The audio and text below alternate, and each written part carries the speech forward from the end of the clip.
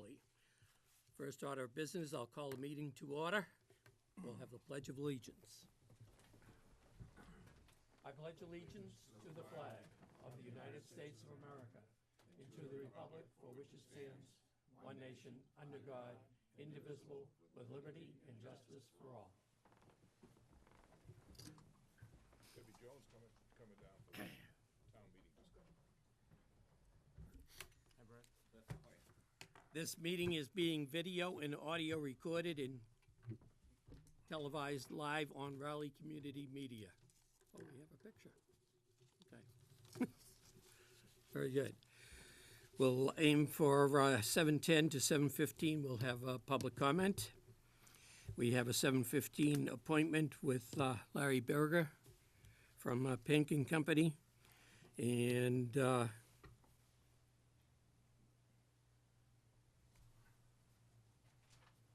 don't we go right? Can we go right to the appointment, or You feel that that's an approximate time.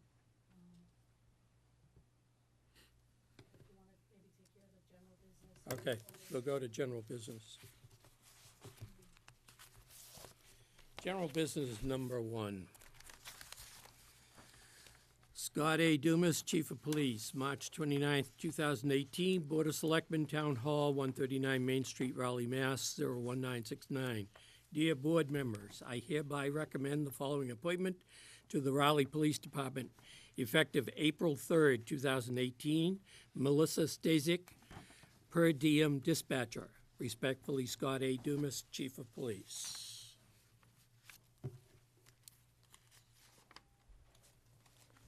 I'll give you a motion, Mr. I'll Chairman. second it, Mr. Chairman. Motion has been made and seconded to approve the appointment to the Raleigh Police Department of Melissa Stasic as a per diem dispatcher. All those in favor say aye. Aye. Aye.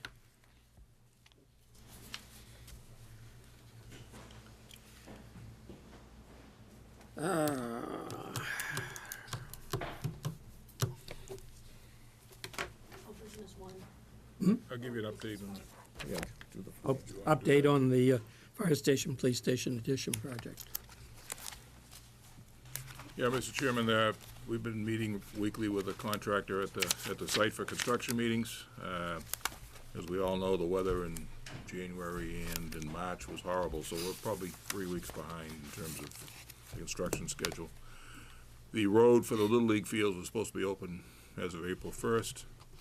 However, due to the weather, they promised it'll be ready for this Friday. I did talk to Tim Southall, and he had no problem. When we met down there last Thursday, the fields were all covered with snow. Over the weekend, the snow did disappear, but like Tim said, it's going to take a week or two for the fields actually to dry out and be playable, so it's not a problem. He was agreeable that was fine. So they have dug the trenches for the footings for the police station addition, Oh, good. and they continue to pile dirt down there and raise it up to the proper level. So it's coming along. They are behind, but it's coming along. We're hoping they can make up some time as the weather improves. That's it. Very good. So it's all just weather related, that's. Yeah, it's just that it was so cold in January. We had that week of below below zero weather. In March, we had more snow than cold than we did in February, so just, but otherwise it's coming along okay, so. Okay, we have quite a few things to discuss under the 7:15 appointment. Let's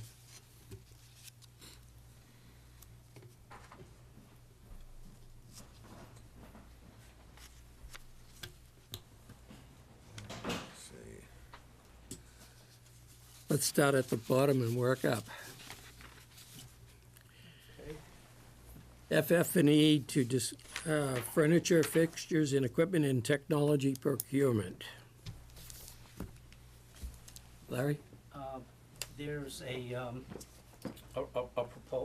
proposal for additional services for the FF&E, the coordination and purchase of the FF&E package, which is all the loose technology and furnishings for the project.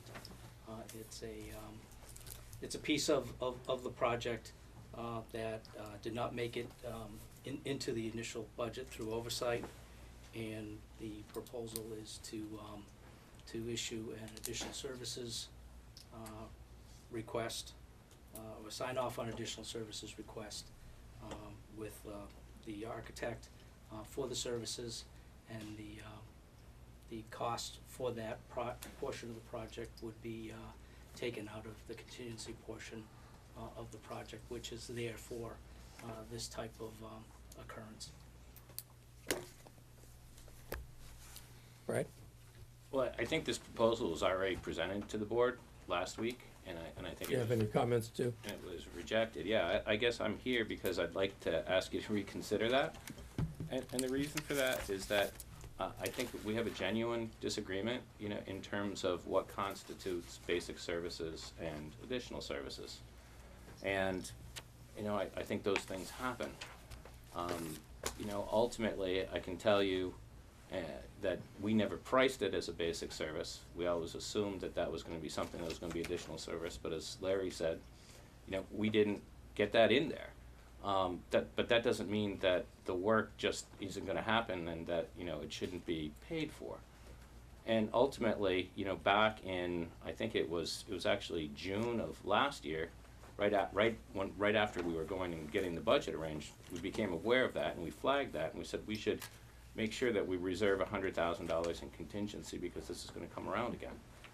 And so, I can go back and, I spoke with Jennifer today and, I can show everybody, or show Pink, how we developed that budget. And it does clearly show, right, that we broke it out as far as how we priced it as, fixed and loose components. And, we have in there the technology piece, right, in terms of being fixed, and that was part of our basic services. And we don't have any cost, okay, for either FF&E or loose technology against anything.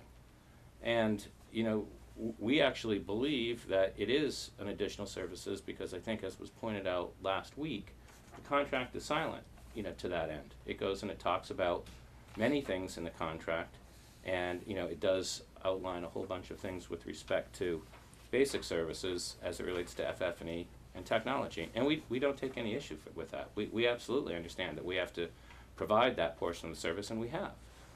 We have through our technology consultant, as well as, what we've done, and, Christine can tell you all of the meetings that we've had in order to support both the infrastructure or the basic service and the loose stuff that we're talking about now. And it's not just, I think, Cliff, when we had our discussion, it's not just the procurement part, it's all of the work that goes up to leading to what it is you have to procure. And, the meetings and the furniture fairs and all of those things that we had to go through, with the administration and with faculty. And in fact, we even brought in students at some point, to go and have them, take a look at some of this stuff. So ultimately, we're at this point where, we have to go out. It's unfortunate we're doing. I thought that we had this rectified at one point. But, in recognition of the fact that we didn't have all of that straight at the time that the budget was put together, and that you didn't have an opportunity to go and say, oh, we can just take out of contingency, I said, well, we have two pieces of that. We have a technology piece that we have to pay our consultant, which is, somewhere around $48,000 or $50,000, call it. And we're gonna have to go and pay that guy out of our pocket regardless. And then the work that we're self-performing for the FF&E, which I think is somewhere around $90,000. I said, well, recognizing that you guys didn't have an opportunity to go and know that would have to be taken off contingent, I'll put that at risk. And, we can go and pay that at the end of the job to the extent that you have the contingency left over. We can say that, well, is that really a risk or not? And I would argue, until you get to the end of the job, no one really knows whether or not you're going to have that money sitting in the bucket. I certainly hope that that's the case, particularly if I'm, kind of betting, the fact that we will. But if we don't, then that's my risk, and I would take that. So I guess I'd ask you to reconsider. I think that, reasonable people can, disagree on things. I don't want to be in the position, I certainly don't. This has been a really good job. I respect you guys as clients. I respect the fact that some people can look at things differently. But it is timely with respect to, getting the budget out there and being able to go and, have furniture and the technology, the loose components come in on time.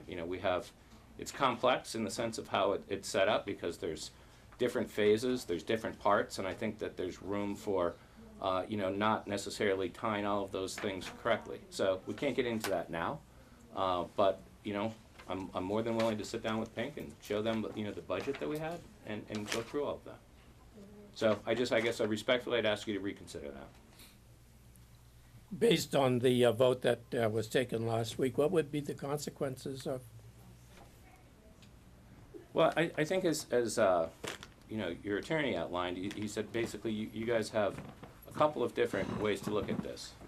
We could go and say, we could go and do this work under protest and then come back and try and, get that funding at the end of the project. But given the fact that you've taken the position where you are right now, I'm not sure exactly what would change, particularly after we've done all of that work, to have you change your mind on that. The other option that was given was to go and not perform that work, in which case you guys would go and do that work or find somebody else to do that work, and then come back and seek to be reimbursed by us at the end of the project. And then we would have that debate as to whether or not, in fact, it is part of basic services or it isn't part of basic services. And if I go astray here, Cliff, you're an attorney, tell me where I go wrong. And I think the third leg of the stool was to renegotiate. And I think this is just an issue of it's kind of a black and white issue. It's not about how much it costs. It's about do we believe that the scope is in or it's out. So those are the three options that we have in there. And again, I hope that we don't get to that point on either of those, so that I would be put into a bad position or that the project would be put into a bad position. So that's why I would ask you to reconsider. Any comments? Well, I mean, we've discussed this at several meetings. We have. At the risk of sounding like a broken record, I will just say that what Brad is saying is not consistent with the contract he signed, which obligates him, which says that FF&E is included in basic services, and that technology consultation is included in basic services, which makes no distinction, the contract makes no distinction between fixed technology services and loose technology services, which is the distinction that Brad is making today. So, I appreciate what he's saying, and I wish we didn't have this problem, because it's not fun. It's not giving anyone pleasure, but we've got an opinion from council, town council, a very strong opinion, saying that this is covered by the basic contract. As an attorney myself, I've looked at the contract, and I have to agree with him. So I think we're stuck with a basic problem. Can I ask one thing, though?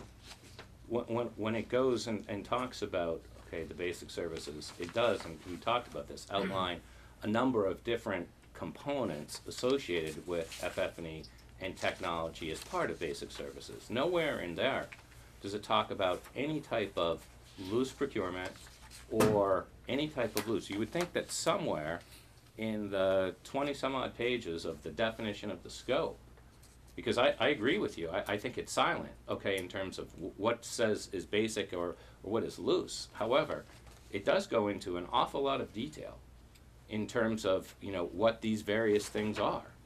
And nowhere in there, anywhere, and I think this is what the attorney was alluding to before, it's silent on that. It doesn't say anything about going out to bid. It doesn't say anything about computers or basketballs or pencil sharpeners or any of those things. And it just seems very strange that none of that is represented anywhere in the contract. However, it goes in with a great deal of specificity on all of these other things that are infrastructure, like cabling and fixed case work and all of those things and all of the layout drawings and everything that you're supposed to do as part of that basic service scope. And I think the fact that it's not there, we wouldn't even know what to do. Well, I think we know what to do. You gave us a proposal saying this is what we're going to do. And nowhere in any of that proposal does any of that dovetail with what's supposedly in our contract. Right. right? So all of those things where we have a 5-page proposal of all of these things that we're supposed to be doing as part of this additional service that we're talking about, nowhere is any of that referenced in the contract. Nevertheless, what you're saying, your argument would require us to completely read those provisions out of the contract, and that's something I can't do. Well, I think because this is where we kind of have it. I know how contracts are supposed to be interpreted. They're not supposed to be interpreted that way. And that's what the town's attorney has told us. Okay. What, I wasn't here last week. I did watch the replay on television Yeah. or on my computer. You know, FF&E, just for everybody's edification, exactly what are we talking about? FF&E, the acronym stands for furniture, fixtures, and equipment. So you're talking school desks, chairs, teachers' desk, all that furniture that goes in a classroom, or is it just certain pieces whole of that building. furniture? It's in the whole building, and you know, there's a piece of that, okay, that is, some of it's loose, like we're saying, which is what we're taking the position is this additional piece. And then some of it's fixed.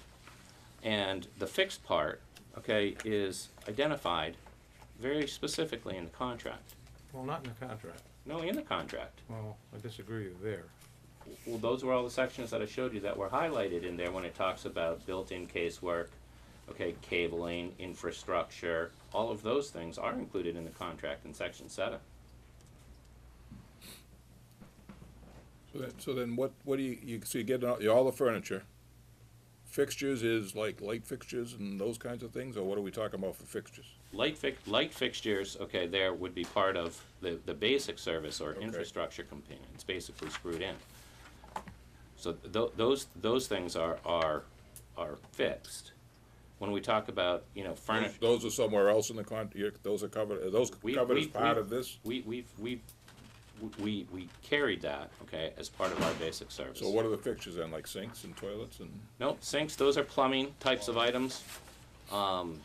Fixtures, I think it's fairly loose in terms of how those things are defined. Furniture, equipment, fixtures, I'm not exactly Kind of sure. lumps it all together. Yeah. Now the technology is laptop computers or teachers' computers or?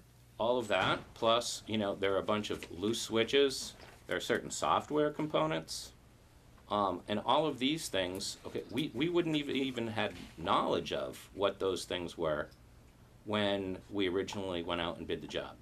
And I would also say, right, that one of the things here, okay, with respect to this particular project, is that you have, you know, 2 budgets for this, right, as part of the MSBA process. And they're both about roughly $500,000. When we originally started this, right, Raleigh, okay, or Pine Grove wasn't even gonna go after, okay, the $500,000 that was associated, okay, with the loose technology, because you do a lot of that work right now on leasing of your components. So we actually advocated for you to do that because it's something that you could get reimbursed by the MSBA. So if we had just followed the normal course, right, and included that as part of our fee up front, okay, we would have had to have priced the whole thing, okay, based on doing all of that work, and you may not have even done the loose, okay, technology procurement, in which case you would have overpaid. So that's why we carry these types of things, and there are a number of other ones within the contract, and I think the attorney mentioned, you know, with respect to geotechnical, and there are other additional services that happened, right? So, you know, I think there's a lot of basis for why we did what we did. So in other words, what you're proposing at this point, and I think you proposed it before, is you're saying pay a portion up front. For the technology piece that I have to pay to the technology consultant. And he broke his proposal, Right. okay, into 2 parts also. Into an infrastructure piece and into, you know, what I characterize as, you know, kind of a loose piece. So in terms of dollars, and I'm sorry, I didn't study this before I came tonight, I didn't know we were gonna Oh, be that's okay. discussing it, but, what are we, how is the payment being split up then, in this, what you're asking us to do? It's about $50,000, right, that I'm asking that we contract for now, so that I can pay him. because I'm gonna be paying him out of pocket regardless of whatever happens here. And then the other part, which we are self-performing, I'm saying I would take that at risk and not go and seek payment until the end of the project, and to the extent that there are funds left over in your contingency, at that point in time, you would pay me. And that's in recognition of the fact that, while, you know, we made an honest mistake in that it wasn't included as part of an allowance line item budget, it doesn't mean, right, and we still dispute the basic services, but it doesn't mean that we should just, you know, gotcha, and you guys should do all of that work for free. I just don't think that's fair, and I think the basis of this relationship has been, and I want it to continue to be, right, that we're operating kind of on a fairness principle here. Now, where does Pink come in on all this? Because you're our OPM. Sure. You know, we recognize that there was an omission in the pricing, and, you know, the compromise position is something that's acceptable to us, and we think that it's fair for the project. Well, I would just say, Mr. Chairman, and I wasn't here last week, and I've read through the material as much as I could understand it, and I'm not a lawyer, obviously, but I think my concern comes from a practical issue, that when I want a project done in my house, if I hire a contractor, I want the contractor to be responsible for the entire project. And what I'm afraid happens is if we go out and buy equipment somewhere else or go through someone else, and we end up having issues, that, you know, it's gonna be one of these, well, that's his responsibility, and I've seen it happen from personal experience. And, you know, I'm not a lawyer, so I don't quite understand all the legalese in it and the contract terms, but, I mean, it just seems to me that this project is so critical to us, and the timing and the purchase of this stuff is, I mean, up to this point anyway, it seems as though we're within pretty much close to what the budget was estimated to be and what we've purchased so far, and I assume what we're gonna be voting on tonight keeps us generally within the budget bounds that have been set up. Correct. We are within the original target, guaranteed maximum price, and the information that will be presented a little bit later continues to demonstrate that. So my feeling, Mr. Chairman, is, and like I say, I'm not looking at this as a legal issue, I'm looking at it as a practical issue, that I think we need to keep this project going as we're getting ready to start in a couple of weeks. And I think it's important that we're all on the same page, and that the technology and the furniture and all those fixture things are all the responsibility of the general contractor. And if we start taking pieces out and going outside, I foresee nothing but lots of votes and lots of issues, and you know, whether it's Brad's, Dora and Whittier's fault that the contract wasn't specific, or whether it was how we wrote the contract, I don't know. I don't think having us in dispute at this point serves anybody well, particularly the town at this point. I mean, if the budget was way over budget, I might say, all right, fine, we don't have some room, but if we pay the Dora and Whittier $50,000 or thereabouts up front, and they're taking the chance that we put the rest at the end. If we have it, we have it. If we don't, we don't. And I think we just need to get by this. This thing is hung on now for, I don't know, 3, 4, 5 weeks or whatever. It just seems like every week we're discussing it. And you know, I would say let's settle this and let's move on. We got a big project ahead of us, a lot of work to be done by everybody, and I just don't want to. I don't see any benefit to getting hung up on this any longer. And I'm not blaming Brad. I'm not blaming us. It's just one of those things that happens. And What's the total cost of this? This would be the figure. So it's about $138,000. So 93 plus or minus is what would be put at risk, and then the balance of that is, you know, what I would be paying out of pocket to the technology consultant, which is about $50,000, as Dave said. But the total is 138. I think so. You have the proposal in front of you. Correct. That's not chump change, jumps. No, That's- no, it's not. And that's what I'm thinking too, right? So, I mean, I'm looking at it, from a different side, but I'm looking at it the same exact way, from the other side of the table. I mean, it's a $39 million project. Yeah. And I don't wanna, I personally, as much as I may legally agree with Cliff on a legal basis, I just think that in a $39 million project to be hung up over $130,000 at this point, when we're just getting ready to start this whole project, and to have that be a cog in the wheel all the way through the project. And then our staff, I assume, if we're not gonna go through Doran Whittier for this, then who is responsible to go out and get, does Pink come, Well, we would, Pink do it? we would offer services to, Would that cost us? yes, there Yeah, so would, I mean, it would be additional. Right, it so would you're be gonna additional put services to us. additional services on us for that. Correct. So I mean, I just, like I say, I'm trying to be practical and get by this. I don't see that us being adamant at this point, if Pink's gonna charge us additional services. Plus, I assume it'll be more work for this office for stuff. I don't know.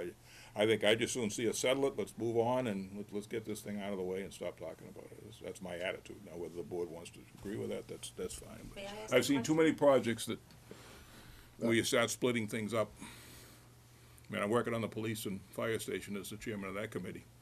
And, it's important for the integrity of the whole project that we don't start splitting things up. I mean, sometimes you have to. You don't have a choice, but I think in this case we have a choice, and we might save some money. Well, I don't know how much we're gonna save, because if Doran Whittier is telling us it's gonna be $138,000, I assume it's still gonna be $138,000 or more if we add Pink's extra time in to supply the fixtures and the furniture. So I mean, I don't see where it's not like we're gonna save $138,000. Instead of you spending it, we're gonna spend it over here to somebody else.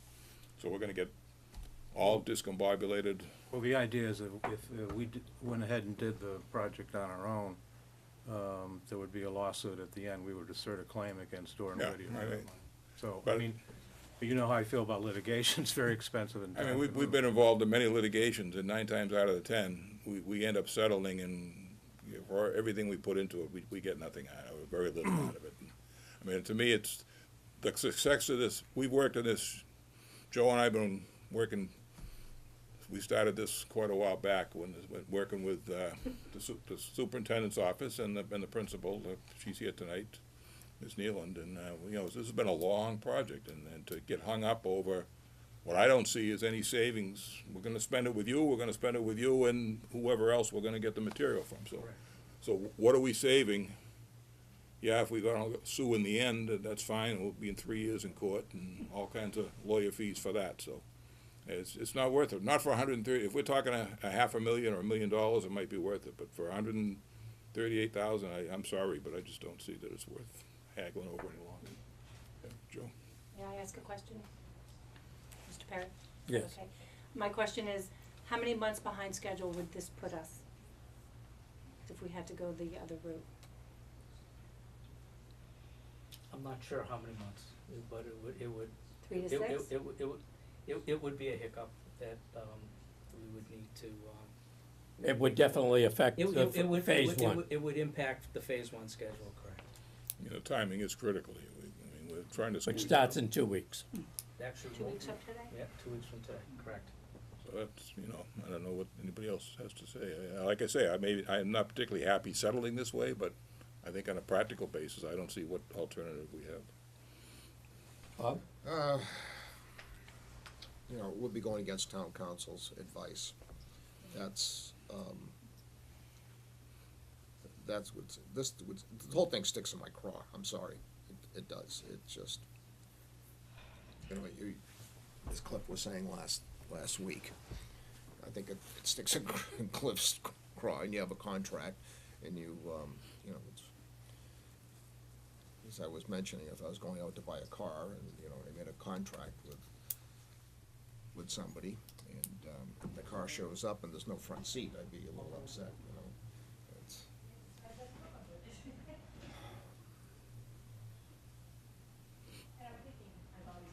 I understand what you're saying, Dave, and I understand what Cliff's saying, and I'm just, and I don't want us to have a bad relationship. No, and nor do I. Yeah. Right? I mean, I think we, you know, no matter what happens, right? I mean, I think we've had a good relationship. We'll continue. On this particular point, we disagree. And, you know, regardless, you know, if this particular issue goes into, you know, some alternative path, we're going to absolutely do everything else right that we're supposed to do. I do not like to go against town council. This is, again, this just doesn't feel right. Well, I think I've stated my position several times, so, you know, I don't want to belabor any of the points, but it's, to use a non-legal term, it sticks in my craw too. To use like the home renovation project, if the contractor, you know, lists granite countertop and then he sends you a separate bill for the granite countertop, most people would say, hey, you're not allowed to bill me separately for that, it's included in the price. Bob? Well, I think if they're willing to work with us, we should be willing to work with them at some point. I think the bottom line, Mr. Chairman, is if we don't settle this, that 2 years from now, we're gonna be fighting over this in court. And, hopefully the project will have gone along okay. And once we all get to court, I've seen far too many cases. I've been on the selectmen here numerous years, since 1991. And most of the time, when we end up in some of these disputes, you know, if we break even, we're lucky. And meanwhile, we've gone through hell to get there, and a lot of work and a lot of time. And we've got a lot of things going here. We got a busy town meeting coming up. We got projects at the annex. We got the police and fire station. We got the school project. We got a lot of things, a lot of irons in the fire here, and to add a whole new scope of going out and getting furniture and stuff like that, and you know, separate from the contract, and then at the end trying to recoup our money, I guess. I don't know if they pay court, you know, lawyer fees and all that. I don't know how that whole thing works if we were to win. But it just for $138,000, I just don't. To me, I'd say, hey, pay the $50,000, whatever it is, up front to pay the other guy, and at the end, if there's money left over, we'll pay it, and we'll all go home happy. If not, there's no money, then Dora and Whittier eats it, and you know, hopefully, you know, we have very few change orders coming up as the project moves along. You know, there's always some, but you know, like I say, we've spent a half an hour here tonight discussing this, and we don't seem to be any closer to a resolution than we were when we started. But I mean, it's just it's got to be resolved, and I don't want to resolve it in court in 2 years. I just don't see that as being, and it doesn't benefit us. It's not going to benefit the school, and you know, and like I say, I feel like Bob and Cliff. I'm not happy with it, but sometimes you got to be practical and not happy. So that's my view. Well, boils down to the point that we took a vote on the March Last week, 26. 26th. Yep. And do we want to reconsider, or are we going to move on? Or even if this wasn't on the agenda, are we even in a position to be able to take a new vote on this I tonight? have Or is it something- FF&E on the agenda. So it's doable. I mean, Well, just I think go it's ahead. on the agenda. Okay. we voted last week, as I recall, to have town council talk to about this, didn't we? Wasn't Well, it I think the- we voted to reject the proposal that was Yeah. before us, which Right. was, you know, we pay 50,000 up front. I thought there was with the something rest- that was in there for Well, town we, council to discuss this. That he was supposed to, Tom was supposed to communicate our vote to Yeah. Brett, and that's what he did. Right, and there was, We voted to reject the proposed Right. That was before us. and there was a Oh, third yeah. option that, no. that the town, In the packet, if you go to the very last section, the 7 proceedings, actually, it's all stapled, but it's the last two pages. I got the email. It's a printout of what the board decision was, as of March 26th. The email that was sent on the board's behalf. I get two. There was an email sent by Tom Mullen to Brad, and at this point, I believe there are 3 possible courses. You furnish the required services directly and through Advance, your subcontractor. I understand you may choose to do so under protest, reserving the right to assert a claim. 2, if you refuse to perform the required services, the town will rebid them immediately and will look to recoup the fees paid to the successful bidder from D&W in subsequent litigation. Or 3, since the selectmen did not close the door on the possibility of a resolution, we look quickly for a substitute compromise to bring back to the board, one that involves a genuine discount from the proposed fees.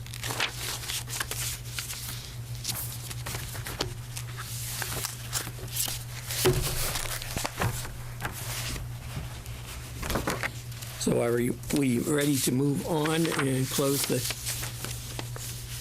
discussion? Well, I'll Or give it- do you want to make a Well, motion? or- we have a full board here tonight, We have a full board here tonight. okay? And we can make a decision if it, you know, Well, I'm willing to make a motion that we reconsider the vote last week. I'm not sure exactly how the motion should be worded, but Well, I think there's a proposal before us still, right? I think Brad's talked about it tonight. And I think the motion should be to accept that proposal. don't we have to Well, yeah.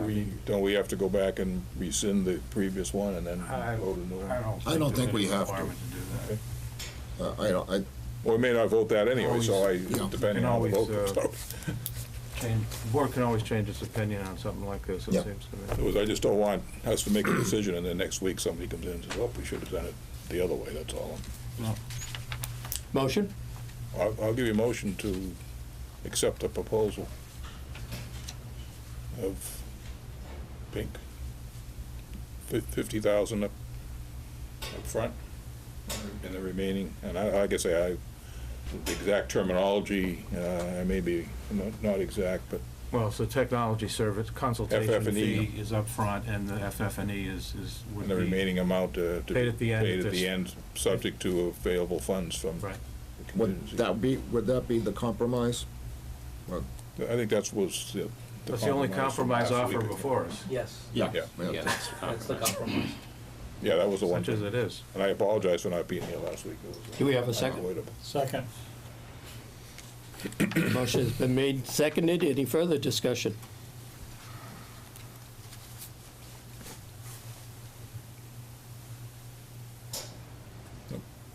Okay, we'll put it to a vote. All those in favor say aye. Aye. Aye. Opposed? Opposed? Opposed. I said aye. What, so It's we? 3-2. 3-2. 3-2 passes. Thank you. I would expect you to give us a break on the next argument, right? No next argument. Bernie? Yeah, I make a couple of points. The first one, though, is, are there any other omissions in the contract that of equivalent or similar type and magnitude? I mean, normally, if something breaks, this I see as something breaks, and you go back and you look at everything that's connected to make sure that nothing else is going to go wrong, using this as the trigger mechanism to scrub through the contract and make sure that it's covering everything, and that there are no other surprises, because I think part of this is the surprise factor as well. So Never is know there- till you is there- Address that? I don't think in looking at it, there's no way to tell the, Well, there's, as we've said all along, right, there are going to be change orders, okay? in Right, I this- understand change orders. in this But project. this isn't a change order. This Well, is- this- This is a vagueness in the initial contract, which you have now seen, Yeah, and I would like to hear an assurance that there are no other vaguenesses in the contract which are gonna come back and add costs. so there's nothing that we're aware of, and just to be clear, right, we flagged this issue almost a year ago. So it's not that it's just revealing itself today. So, are there going to be change orders? Yes. Are we as, the design team going to make mistakes? Yes. Is that what contingency is for? Yes, up to a certain point, okay, that's consistent with the standard of care, right, that we have, which is part of the contract that, everybody knows and understands. And in fact, okay, those mistakes are recognized as being something that's going to occur and are reimbursable, okay, up to a certain point with the MSBA. So, is there anything else, that we're aware of? No. Were we aware of this particular item for a long time? Yes. Am I happy that we're at this point and even having this discussion? No. But I think, reasonable people can agree to disagree, and I think that's where we are. I'm happy, that we were able to resolve it. And, we're going to continue going out to it and to do the best job that we possibly can. Okay. Thank you. Thank you. Thank you. Okay, Larry, Yes, can we get back I think we're good. to the agenda, and let's go to the LOR for number 9. Okay. Included in the package, there are 3 letters of recommendation that have gone through the school building committee. They relate to the contractor, construction manager, W.T. Rich, going out and securing bids for, in the case of LOR 9, specialties, the projection screen, blinds and window shades, and the gym equipment components for the project. These construction contract recommendations are for not what are referred to as non-trade bids. They were not part of the file sub-bid. They are contractors that the construction manager has gone out, solicited their pricing from, and in the upper box are the recommended contractors, the recommended award amount, which has been derived after receiving proposals and then meeting with each and discussing with each contractor the individual line items in their contract to make sure that what they are providing coincided and synced with what are in the construction documents. On the far right, you will find the budget number that was carried for this particular line item. That was part of the budget estimating that was done earlier, and in this case reflects the 90% budget. Everything, and the 100% documents are the bid documents, and these are the numbers coming in against those. So these awards are all well below what you budgeted? That's, yes, In other words, these three. just for the audience, it's, the award, the budgeted was 200, I'll just round it off, 273,000. And the award for the first one, Newton Building Specialties, is 202, that's correct, right? Correct, yes. And the second one is 89,000 for Walker Specialties for the budget and 66,000 for the award. And the third one, CBS, gym equipment, 75,000 is the budget and 38,000 is the bid. Correct. So we're well ahead of Yes. what we want to be. And in the box below, Yeah. you will see the other contractors who bid these line items and how their numbers compared against Right. the overall budget for the recommended contractors for award. So Okay. those are the scopes for that are contained in LOR 9. I'll give you a motion, Mr. Chairman, to approve LOR 9. Second. This is awarded. Motion has been made and seconded to approve LOR 9 for Selective Division 10, 11, and 12 scopes of work. All those in favor say aye. Aye. Aye. The next LOR, number 10, they are for the 2 flooring items. The first is carpet tiles, wood flooring, and the entry mats. The chart reads the exact same way as the previous. The only difference is you'll find the leveling sheet, the scopes for all the contractors that bid on a separate sheet, 2 pages in. The cover sheet just has the summary for this one. The first item for JC Flooring is under budget. The budget target was $113,808, and the recommended award is at $90,450. The second item to New England Decks and Floors, which is for fluid applied flooring, and that's epoxy, and that's being used in the restrooms throughout the school. That one is actually slightly higher than the carried budget, but in the aggregate between the two items, it's still below the target for those two trades. Okay. And if there's any questions, I'll gladly answer them. Nobody has anything, I'll make a motion to approve LOR number 10. Second. Motion's been made and seconded to approve LOR number 10, carpet tile, wood flooring, entrance mats, and fluid applied flooring. All those in favor say aye. Aye. Aye. The final letter of recommendation, number 11, is for three different contractors. The first item is for foamed in place insulation. The second item is for the coiling doors.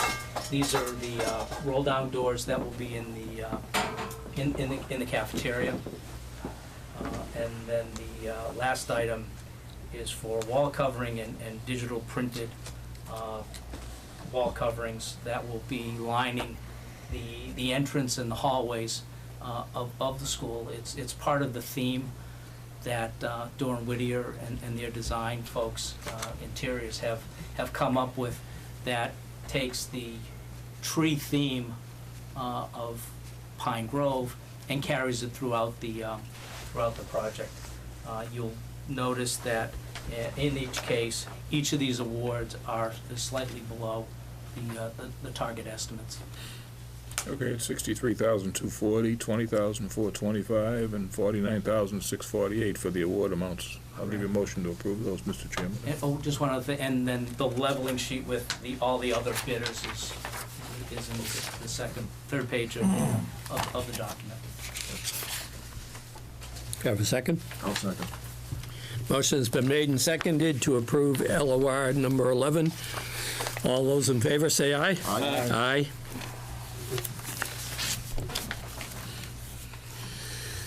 Okay, next is to approve the technology purchase from SHI International Corporation. Larry Berger will discuss to approve the technology purchase from SHI International Corporation. The building committee is recommending approval of technology equipment as shown on the attached quote from SHI in the amount of $36,001.85. This purchase has been reviewed by Triton IT Director Matt Liakos. My only question, this is different technology equipment than what we discussed earlier. No, actually, it's part of that whole thing. One of the things that has been happening, even while we have been at odds and disagreeing, the process has been moving forward. It's been recognized that, of the importance. Early on, before the beginning of the year, we were able to go out to bid off the state procurement lists to those vendors and get numbers for some early technology. One of the things that we found with those numbers is that there were some sunset dates by which we needed to complete purchases or the amounts would increase. Previously, I can't remember the exact amount, but there was an approval to purchase the first group, which created savings of some $30,000 in the technology line item. In this case, this particular group of technology had a sunset date that, if we did not move forward at this time, would have had a roughly $8,000 increase, and it related to the discounts that were available from the manufacturers through the vendor. So what you have before you is another group of technology purchases that we need to make now in order to preserve the discounts. And as we continue the process over the next several weeks, we'll be bringing forward additional technology components, things like overhead projectors, flat screen TVs for the classrooms. Okay, I'll give you a motion, Mr. Chairman, to, This is for Wi-Fi technology? This is for some of the switches and the drivers that power all the components that will be in the school. The actual Wi-Fi is being provided through a combination of Verizon and Comcast Okay. to the facility. And that is currently okay, no, it's good. installed, sorry. No, it's all right, no, although will be relocated as part of the project. no, I'll give you the motion to approve. I'll second it. Motion has been made and seconded to approve the purchase from SHI International Corporation. All those in favor say aye. Aye. Aye. Okay. Next item is to discuss the change order approval procedure. The building committee recommends the Board of Selectmen approve the following change order procedure. From $0 to $24,999, the OPM in the architect. From $25,000 to $99,999, Selectmen Joe Perry and Cliff Pierce, with recommendation from OPM and architect. $100,000 and up from the Board of Selectmen. We discussed this at the building committee meeting. And the reason for this is, if you look at the schedule, we have roughly a 5-phase project, which has 2 sub-phases, so 7 phases altogether. I think the longest construction phase from start to finish, where students will need to occupy new spaces, is about 9 weeks. So what we need in place is a mechanism that if we do find something that's buried in a wall and is going to require some additional work to be performed, that we can make those decisions quickly, because if we have to go back and lose, say, 2 weeks, the contractor won't be in a position to complete all the work. So this mechanism helps to keep the project moving. It doesn't mean that anytime that there is an ultimate change order, this board and as well as the school building committee will not know about it, but the immediate challenge can be addressed in the field in a matter of hours. So you don't have to come back to the Board of Selectmen every time there's a change? Exactly, because depending upon when it would occur and the timing of when the boards and the groups were meeting, we could lose 2 or 3 weeks, Yeah, absolutely. which out of a 5-week schedule would just So collapse the anything over project. $100,000, you'd be coming back to the Board of Selectmen. Anything from 0 to 24,000, the OPM and the architect, and $25,999 would be the clip for Joe. Correct. Okay. Well, it says Joe and Cliff, so I don't know if that's intentional, you want to have them both do it, or me as an alternate to Joe. I think there should be some discussion, and then, Yeah. you know, if you two disagree, then I think Sure. it comes back Well, to we the can't, board here. if we or whatever, disagree, we yeah. couldn't approve it, so. Right, right, Yeah. so it would, and we'll get a memo each time, is it every change order, we'll get a memo on? The process would be that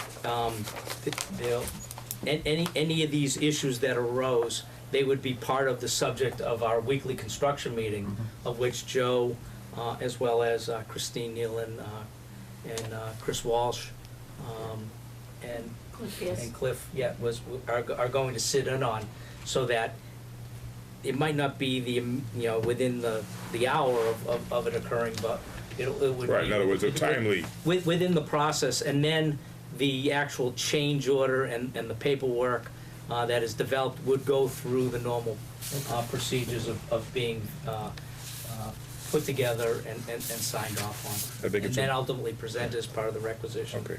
That sounds Yeah, I think it's important too, Yeah. because we have holiday weeks we don't meet, and then during the summer, we meet every other week, so it could really hold things up for 2 or 3 weeks if there's a problem. Okay. Sounds good. I'll give you a motion to approve the change order I'll second. procedure, approval I'll second that. procedure. Motion has been made and seconded to approve the change order approval procedure. All those in favor say aye. Aye. Aye. Builder's risk? Are you? So, if you, in your packet, we have, You want to go? so I've been working with the town's insurance company, Maya, and Larry Berger on obtaining a quote for a proposal on the builder's risk policy that we need to get. We did have some questions from the contractor's insurance agent. I sent that back for our agent to get clarification. We're proposing to go with CNA. So I'm recommending before you, and Larry and I haven't had a chance, this has just happened within the past few hours. We got some responses back to the contractor for their question on some of the things in the proposal, so that's all in your packet.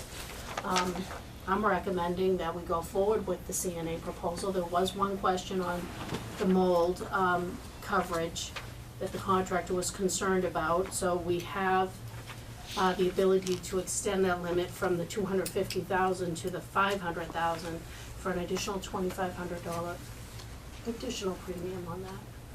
And just so everyone's aware, the stated premium plus the additional premium that is proposed is within the budget for the builder's risk policy that was carried in the project budget. It's actually slightly under. I think, Mr. Chairman, it's important that we raise it to the 500,000. I mean, if you look around, a good example is the West Newbury Elementary School that had the flooding. And when they opened up the walls, they discovered, and the school's been closed ever since. Page school? Yeah, the Page School, ever since they discovered it a number of months back.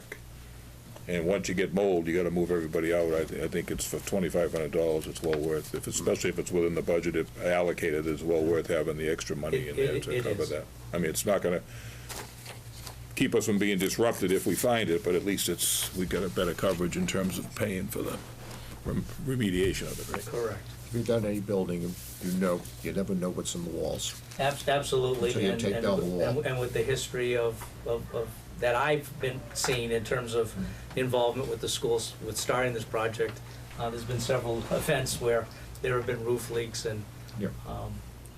you don't know where it's migrated to. Over the years, we've had roof issues at the Pine Grove School. Jack Demento can attest to those, and Water, critters, so on and so all forth, kinds so- of things you discover in there. I'll give you a motion, Mr. Chairman, to approve the builder's risk insurance with the increase of the premium for the $500,000 mold coverage. Motion has been made and seconded to approve the Maya policy for the builder's risk insurance policy. All those in favor say aye. Aye. Aye. In speaking with the town clerk, I've been trying to work with Susan Hazen about the town meeting. We have our concerns, and with the town moderator sitting in the audience tonight, that we had some concerns about getting into disabled people down to the back end, down to the gymnasium part of the building, which is at the back end of the east wing, north, south, Yes, it's east, going toward the ocean, east. the east wing. And so the gym being at the far end of that building, and to get the individuals so that they could have a closer entrance. And W.T. Rich agreed with me. They were the construction is supposed to start 2 weeks from today on Patriots' Day, April 16th, and they were going to put in a road. It's not paved, but it will be a roadway so that they can get their construction trucks or whatever individuals down to that end of the building. And they were going to put it in towards the end of April. But I asked, and they have agreed to accommodate that they would put it in so that we would be able to use it for town meeting for the 30th of April. I failed to mention to John Rich that when I bought the site, the first thing I bought was that roadway for the week of the 16th. As long as the plants were open, it's part of their contract to give me that paved 8-foot roadway. So the goal is, as long as the plants are open, we will have a paved 8-foot wide strip of asphalt at the location shown. If it's not, if the plants aren't open, we'll give you a road that somebody can traverse over in a wheelchair. Okay. Are we talking they're gonna park down there, or they're just No. gonna be able to come Drop down off. there? Drop off? That was my intention. Okay, but is there any light over that doorway to come in from there? Because, I mean, we're talking now 7 o'clock at night, elderly, maybe wheelchair or walkers, you know, it's a one-time deal. Hopefully, it's gonna be one night, but it's that getting in there. If there isn't, maybe we can have the light department set up one of their Something lights. for I lighting. thought there was a light there. Might be worthwhile, even if there is a light, it might be worthwhile having some extra light there, just because Yeah. if you're dealing It's with dark back up there. elderly and disabled, it's better off to be overlit rather than underlit. Well, I thought they, for some reason, I thought they placed something out there. I can remember going by the school, and I thought there was a light, but we can check. you know. That's just my only concern, that, Oh, that's a that simple we idea. have to get people in safely in and out. It's a simple thing we can do without, Yeah. it wouldn't. I'll hardly take a ever ride cost down us. there this week, I'll go walk around the building, see if there's lights over the door, if there's a pole with a light or something, and then we. Tonight, take a If we ride. get, like, we get out of here early tonight, we Yeah, can go you check. do that. Ernie?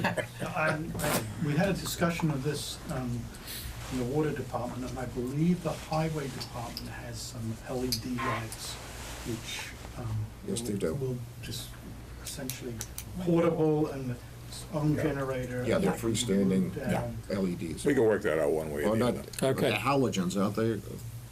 Doesn't matter, but They're We're all quite set? bright. that's good. That's easy enough to do. Okay. Thank you very much. Thank you. Thank you.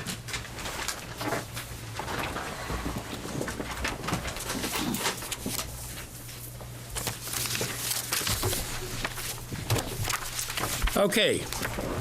We have a 7:30 appointment, and as usual, I'm running up just a little bit late. But we have David Miller, Bob Carr, and John Brady of Nature's Remedy to discuss a host agreement and update business plans. Representatives from Nature's Remedy are here to discuss the host agreement and their business plans. John Mullen has reviewed the draft host agreement and has made some changes. Attached is a red line version and a clean copy. Tom had a couple of questions that the board needs to ask Nature's Remedy about. Is the proposed location within the retail district? The draft zoning bylaw would require that it be there if recreational marijuana is sold. Is that, you know whether it's, Oh, it is. it definitely is. It is, yes. Okay. In the first and second recitals on page 1, the company appears to be agnostic as to just what activities will be going on. If we know what is to be, if it is to be cultivation, manufacturing, sale, or some combination. It's just sales, Just sale. yes. Okay. But it's medical and recreational, correct? Yes. Would you? Sure. Well, we haven't seen the red line copy, so we don't have anything to, if you want to have further discussion on the host agreement, or if there's any other discussion. The other thing I'm prepared to discuss also is where we are with our site plan, just to give you an idea of, as we move forward, so you can see what we've been doing since the last time we were in front of you. But do you want to just, is there anything else on the host agreement that we need to discuss, or is it? Well, just in terms of the, do they call it an impact fee, the 3%, whatever it's called? You're agreeing to pay 3% of your gross sales, It's a host. right? Mhm. And that's for the term of the contract, which is for 5 years, right? That's correct. What happens after the next, after the 5 years? It's renegotiated after that. A lot of that wording is from the DPH. I think that's where we get our guidance from as far as how they like to, where they want us to put the terms in. I believe that's. It's the maximum amount that's allowed by the state. And that's in addition to the tax, which the town is going to be voting on in April. That's correct. So for for medically wise, it's just a flat 3% that we'll be charging, or that actually the town receives from our bottom line. For No, anything. from the revenue. From the revenue, from the top line. Gross Okay. sales, Right. gross sales. As it right? was, yes, gross sales. Now, do we get a minimum fee or just 3%? You get Whichever is 3%. largest. 3%, and there's, yes. Remind me of the location? 264. Yeah, it's Gino's location, and there used to be a used car sales place there. That's it. We're there. Oh, okay. And actually, while we're speaking of that, I've got a couple of, And in answer to your question, yes, you get a state tax. Right. Of additional 3% on recreational sales. so Rec, there's the opportunity to the town to receive a total of 6%. All right, so we get if we agree, we get 3% of the medical Yes. Yes, anyway. Yes. right. And then the recreational, we get 3% of whatever the gross sales is. Plus, you also get an additional 3% on part of the state's excise tax. So you get basically 6% of revenue. For the for recreational. For recreational. So altogether, we get 9, we would get, No. well, I mean, No, yeah, I not really. understand. Right. We're getting 3% over here and Yes. 6% over here. Yes. Correct. Correct. If that's correct. My other question is, in talking with some people from Georgetown, of course, they've had a problem with the quality over there, and they're wondering when they're gonna get their money. When does the town get its money? You mean the host agreement? That's That's determined, part of the host agreement. In other words, we're gonna get the 3 and the 6. right.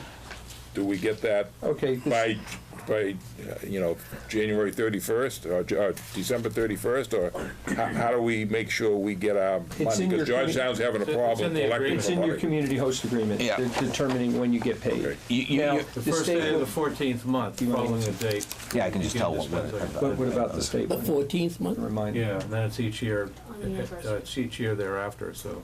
It's on page So- 2. Okay, no, I just want to make sure, Spelled out in because detail. Georgetown is having a problem, so. Why is that? I Well, don't know. I Georgetown didn't get it all is the Healthy Farms. Oh. They- shut they- them down. they- growing their stuff. They're out of commission at the moment. They had Right. the pesticides. Everybody over there is wondering when they're going to get Yeah, they had the money. pesticide Yeah. issue. I'm just concerned that, You've got a different outfit in front of you. no, I that- totally what understand that they- part. All I was curious about was when we were getting our money, and I admit I didn't see that on. Now, do you need a chance to review the red line edition? I'd like to, sure, see it before, and that, and, so, While you talk, I'll read. okay. All your sales are on-prem? I'm sorry? All your sales will be on-prem? Okay. On premises, yes, yep, To start, yes. yep. Nothing that's brought in from, you have one facility One facility in Lakeville, Massachusetts. in Lakeville. Yes. So, somebody has an order, okay? Somebody has a what? Has an order Right. for, you won't be doing, you won't be doing mail order or anything like that? No, that's against the law. That's against, no, okay. Home delivery is a Home delivery. possibility, but that depended on how the town feels about that. Okay. So, a home delivery, that would come from the premise in Raleigh. Yes, so you would get credit for that. We get credit for that. Yes. So what about, what's the facility? you're in? Lakeville? Lakeville. Yep. What if somebody, that order went there and it was coming to Raleigh? It wouldn't. It wouldn't. It'll be shipped out of Raleigh. If it's from Raleigh, what we'll have is a central system.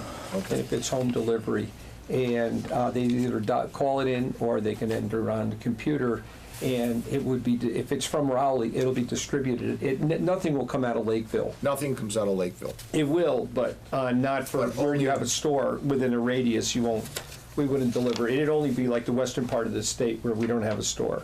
Okay, okay. What would be the surrounding towns for, That would be hard to determine right now. The radius would be quite large for us from Raleigh. from Raleigh? Yes. Yes. So if somebody from Newbury ordered, you would. Raleigh. Raleigh. Raleigh would. Our right. locations basically are Millbury, which is over near the Worcester area, okay, Right. Raleigh, which is over here, yeah. and And we're soon to Acton, which is just purely medical. We're going to populate that into our under Nature's Remedy.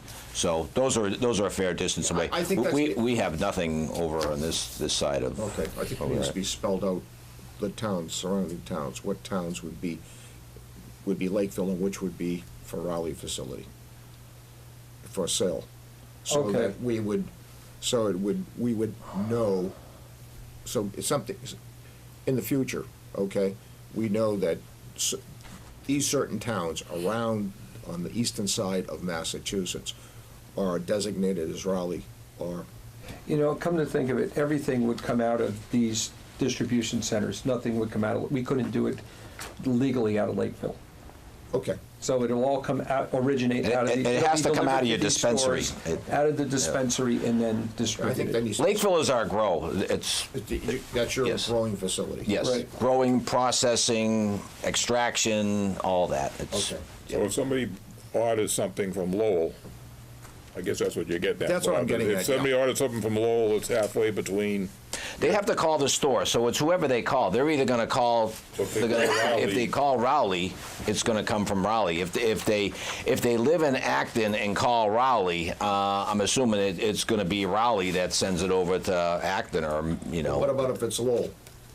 Well, yeah, whatever. Well, that's what I'm saying. If Lowell calls Raleigh, then the order is coming out, and you're going to get credit for Raleigh, and it will be out of Raleigh. If they call Acton, then Then it comes out of Acton. comes out of Acton Yeah. store. Yep. Now, is the state regulation allowing delivery of personal use marijuana? I know there was a That's a big, year away. there was a lot of controversy. I mean, That's- personally, that I is- don't like the idea. Medical, I can understand. I'm not particularly in favor of Well, that's a year. delivering personal use to a That's a year, residence. that's at least a year away. They've moved that to, they've stopped it for this year. It's a year away. And, you know, all of this is dependent upon what you would like through your host agreement. Well, I guess what I'm asking then is if we approve the host agreement and we say no home delivery of personal use.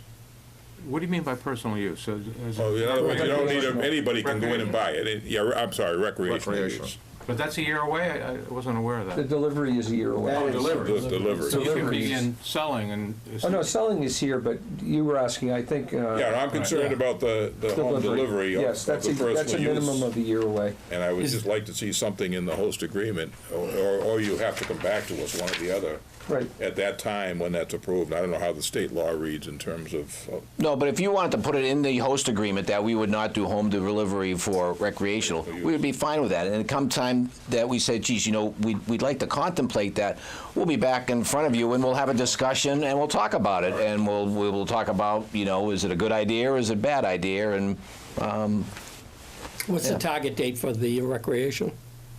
July 1st. Is that still July 1st? Right, but we won't be ready by July 1 to sell out of Rowley. Okay, but the state regulation The should, state Right. is saying they're on track for July 1.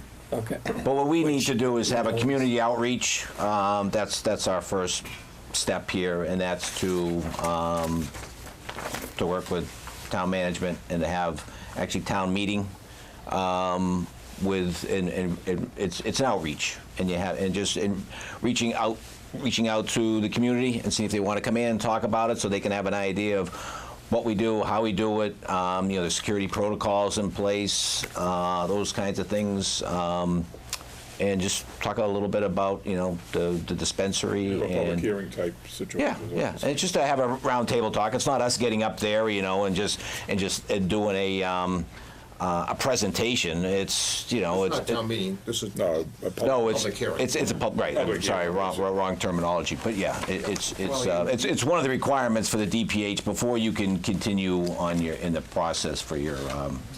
I was just going to say there'll be a public hearing when you apply for a special permit from the planning board, so I don't know if that would suffice for that, but. Probably not. I think they want this want it separately. separately. Well, I know they do. They want it. They want- It's separate. They want the Right. entire town invited for, Answer questions. to answer questions, It's a dialogue explain who we about are, what us. we're going to do, It's a good, and yeah, take it's a public great thing. comment on what we're doing and have questions about who we are, what we do. So now what's when you're talking about the planning board having a public hearing, is this before or after the host agreement, or? Well, they have to apply for a special permit, which they haven't done yet, so. Yeah, I but, don't know. I mean, we're on our way of working with the planning board for a special permit. We've got our design going, and we've got the architect going out One there. has to go before the other, I don't know. Yeah. But That's what I'm asking. Right. they're sort of independent of each other, aren't they? The host agreement and the planning board approval are Right, independent. and actually, so we go after everything simultaneously is really what we do, and and then that way everybody's here talking to each other, and I think all departments know what's going on, and as opposed to, if you try one after the other, then the amount of time it would take it takes a long time. So when do you think you will be operating, or you don't really know? We hope to be selling product by October. So that's getting established here would probably be November, December, I guess. Right, we're So- hoping for the November to December here, is the goal. I think that's doable with what we have to do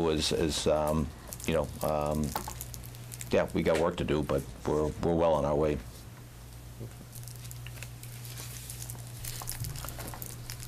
So the question is, do you need more time to take that back to your office and come back, or do you want to? I'd like to read it, without, without hearing it. But for the most part. pressure's on. But for the most part, I can tell you that I don't have any problem, I don't think Bob would. I understand completely why you've deleted some sections, so for the most part, but I don't see anything that jumps out. So what we can do is, I think we have the original copy on that, so we'll get that out back to Town council. the town council if that's what's appropriate. And Or we could, if we wanted to, we could approve it subject to agreement by yourself. Okay. If there's something you find in there, you come back to us. Sure, I mean, the general terms we would appreciate that. obviously would go by our town council, so if you have some Right. You had a disagreement, chance to then read it? come back to us and Yes, it looks fine. come back to us, and probably there's nothing, but just in case, I don't mind making the motion subject to That would be wonderful. approval by Nature's Remedy of the contract wording. If there's no issues, then it would be approved. Oh, Subject to, I would just add in this, subject to approval by the planning board, for the final agreement, I guess. The planning board won't be involved in this one. No. No, but I mean, the whole thing, our approval is subject, of this contract would be subject to the planning board approving it, special obviously. permit. Yeah, special permit for the planning board. No, they're two separate. Yeah. Is that what you're saying, Deb? Yeah, I wouldn't link it, really. Wouldn't just link if it? you think Okay, it's, don't link it. Well, if the planning board says no, then they can't operate, so. That's right. Yeah. Yeah. Okay, that's fine then. I'll just, subject to approval of the Town council. Okay. town council's copy, subject to approval of the Nature's Remedy. They have So you made the motion? Second. And you made the second? Any further discussion? All those in favor, say aye. Aye. Thank you very much. Yeah, thank you. Thank you. Okay. I did have Guys a, are do wonderful to you want to take a quick I look have at the to tell site you- plan? Do you have any interest, or if not, I we'll do. do it like that? Yes, please. Quick look. Did you sign it? Sign his name. I will, I just wanted to be very official. Don't, yeah. What we've done, the area in pink Thank you. is, we'd Don't say things add like to the that. front of the building. Not in my business. The area. This is the Newport Turnpike. Yeah, that's That's the old, As you can see, we have plenty of The parking. old that's the old Geno's. car dealer. Oh, so you're gonna add to the building then? Yes, we're just gonna add to the front. I think it's Gino, I think it's If that- you're looking at that next page, it'll give you an idea of what we do for the front elevation. Oh, yeah. I think we're drastic improvement. Almost kind of a general layout as to how the dispensary might look. Wow. Impressive. Yeah, we're looking forward to it. Okay. It's a nice area, the parking is great. Yeah, no, it is good. I think the visibility is great, everything works. Yeah, Thank you. thank you. Thank you very much. Thank you. Thank you. Have a great night. Thank you, board.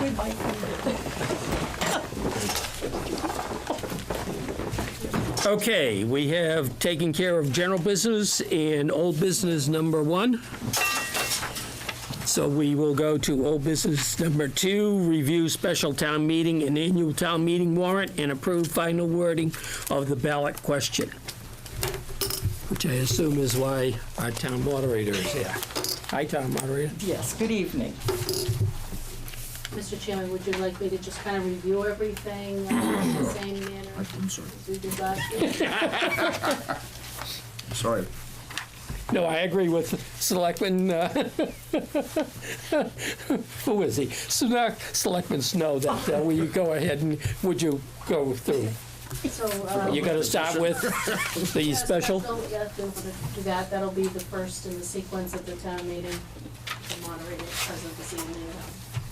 I'm sure she would agree.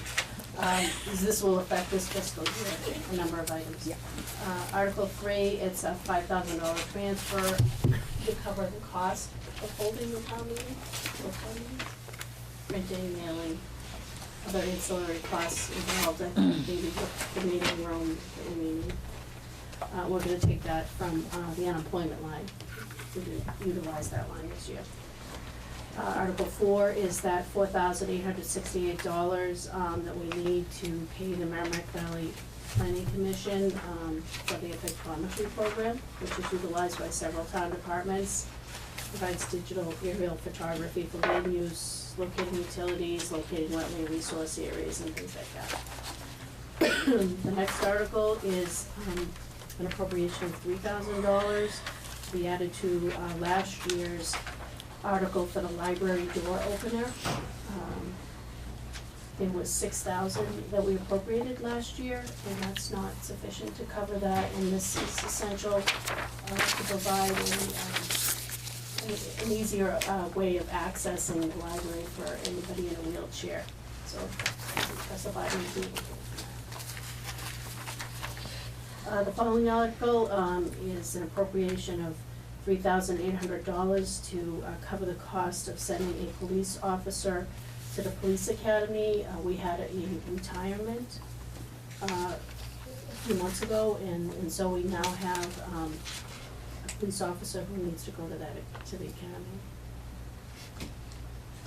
The following, Article 7, is an appropriation of $1,836.57 to cover shortfalls in the state E911 grant fund. So that's an operation where it's a reimbursement-based grant, and there were in a number of fiscal years shortfalls of varying amounts for that total amount.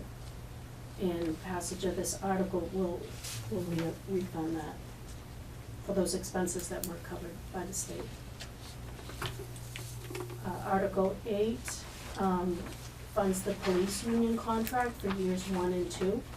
So the selectmen had set aside funds in the last fiscal year, $19,729. That was the balance of the collective bargaining reserve from the prior fiscal year. And then we also had money in the collective bargaining reserve fund in the fiscal 18 budget. So this will be transferred into the police department wage line to cover the cost of retroactive payments for FY 17 and 18. 17 and 18, so that means that we'd be going into the third year of a 3-year contract? And that is all budgeted. Would have to be negotiated again. The FY 19 year 3 is in the police budget. Thank you. Article 9 is a article that the selectmen are co-sponsoring with the tree warden, $50,000 for cutting trees and trimming trees that are sick. They're not, they look compromised by some way, by either pesticides, or The gypsy moth infestation that we had that killed many of the drought. trees. So this will enable the tree warden to, go out to bid right away and start working on that. And that would be on, once again, public shade trees. Article 10 is an appropriation of $4,445 to fund a shortfall in our landfill escrow account.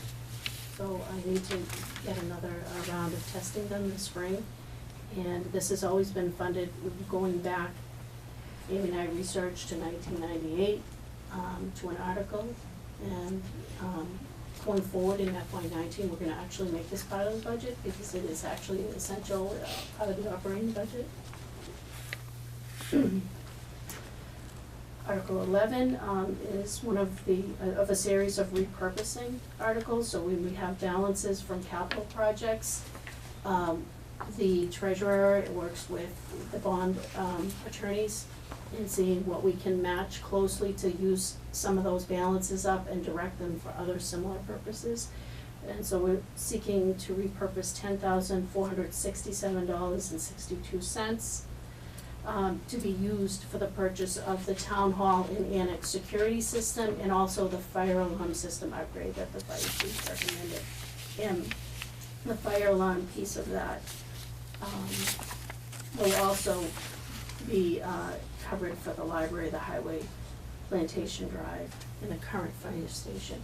So the chief had described in his budget meetings with the board this year and in prior years, the current fire alarm wire is frayed, and then some of the components of those old-fashioned fire alarm boxes can't be replaced.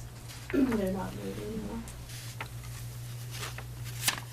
And then Article 12 is the balance of what's needed for that project, $4,538. These are coming from some, like I said, articles that we're not using.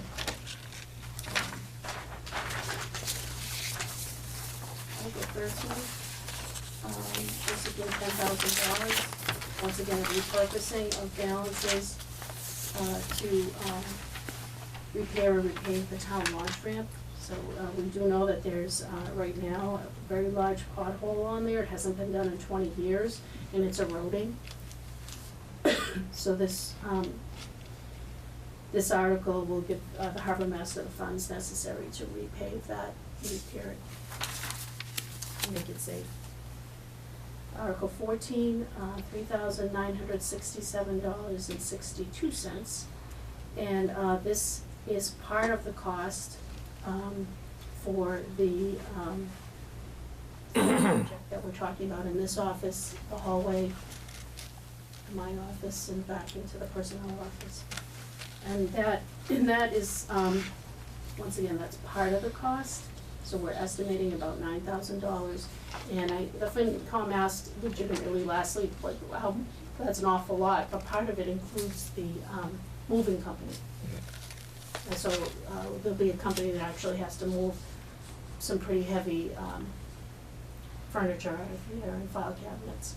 Yeah, similar to what we did when they did the rest of the town Yes. hall. They came in and moved all the furniture in, they installed the floors, and then came back and moved it back to Yeah. where it belonged, so with all the file cabinets and stuff. Yes, and I don't Desks, know. we need somebody professionally to do that work. Are they planning to, is there a certain, like, when you put the carpet in, can you just use it right away, or was there any lag time on that? No, I think you can use it right away. Okay, so it may not be as extensive as when we did the flooring, in the other areas of town hall, where it actually had to rest. So, that's, like I said, that is part of the cost, and it's being funded by repurposing. Article 15, $8,500, from a repurposing article to, allow the highway, surveyor to, purchase garage door lifts and replace some panels on that garage door.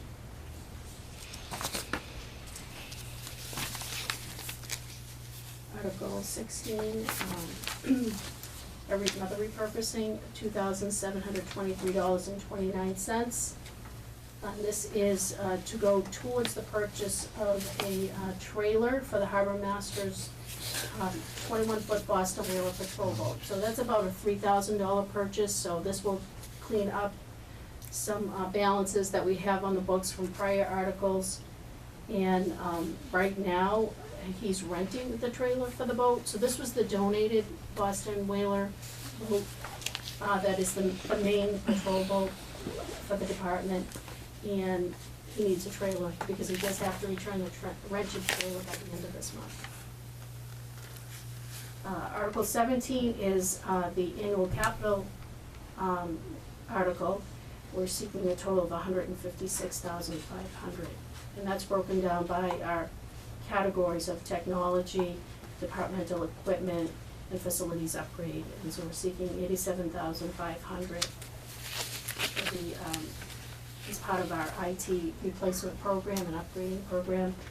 That includes, new computers, replacement computers, software programs, portable radios, and other related technological updates. The treasurer collector, the selectmen's office, the health department, accounting department, fire department, library, and police department. Can I ask one question? Maybe it's me. The article before, we did 3,000 for the trailer for the boat, and it's listed again as number 3. In Article 17, it says the purchase of the following department equipment, and it says the trailer for the harbor master's patrol boat in 2 different articles. Yeah, so there's Two different boats. 2,700. 2 different boats? No? Split the amount. What did you do? I'm just, to me, it jumped out as we bought 2 trailers. Yep, so Article 16 is a partial amount, we're cleaning up that balance. Okay, 3,000. $2,723.29 Okay. to go towards the $3,500 purchase. And so we're taking the balance, as we are with the carpet article, out of the capital.